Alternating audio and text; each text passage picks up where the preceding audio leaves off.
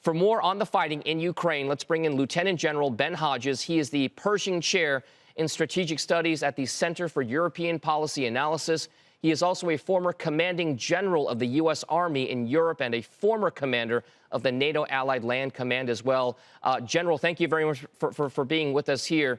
I just spoke a little bit about the current heightened tensions, and I used the word nuclear more than once. Is there any possibility, I mean, maybe slight, that this actually becomes a nuclear threat? John, thank you. For sure, we're in a very dangerous period. President Putin has demonstrated that he is going to do things that maybe defy normal Western rational thinking.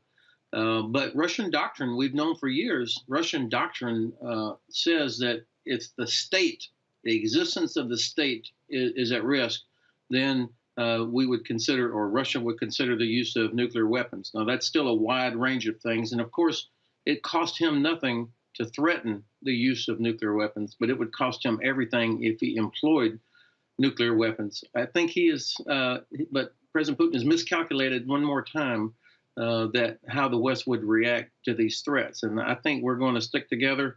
And that, in my view, will reduce the risk of him using a nuclear weapon. Isn't this, General, though, one of those situations where the whole idea, the theory behind this, and NATO and the old Warsaw Pact, was that if everybody knows they have these abilities, nobody ever uses them because it's the deterrent theory, right? This idea that France and Germany and the UK and many other European powers can actually have nuclear weapons put on their border or their lands.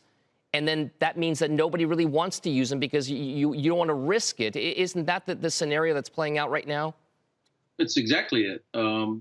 Deterrence through the threat of nuclear force is designed to be like the ultimate leverage.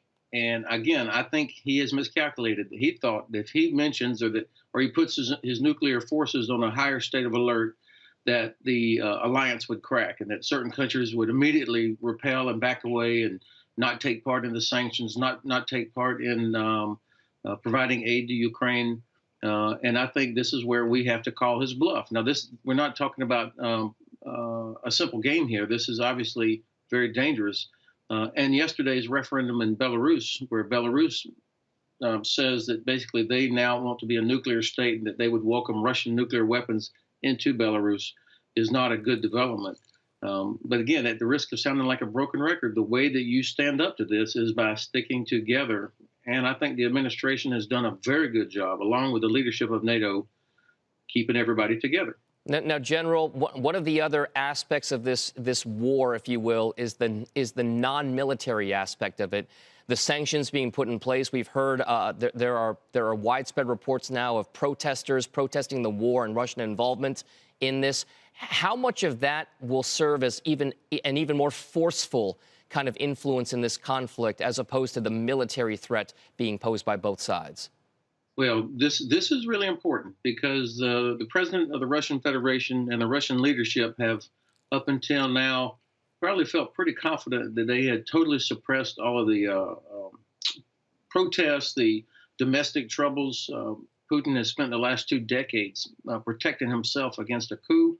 And I'm not predicting a coup, but the fact that thousands of Russians in dozens of cities would come out knowing what would happen, that they would still come out and protest, this is not insignificant. And the fact that you're seeing large protests across all of Europe, to include in Germany and places like that, I think demonstrates that the world is finally waking up to who this guy is.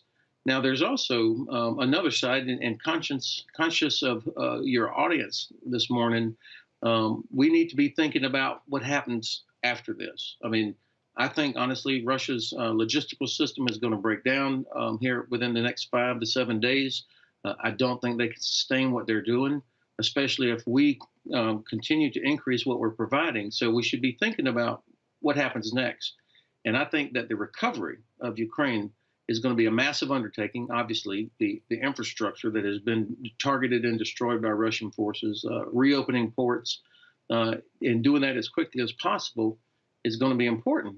Ukraine is one of the largest exporters of agricultural product for the Middle East. We're going to have to get that going again.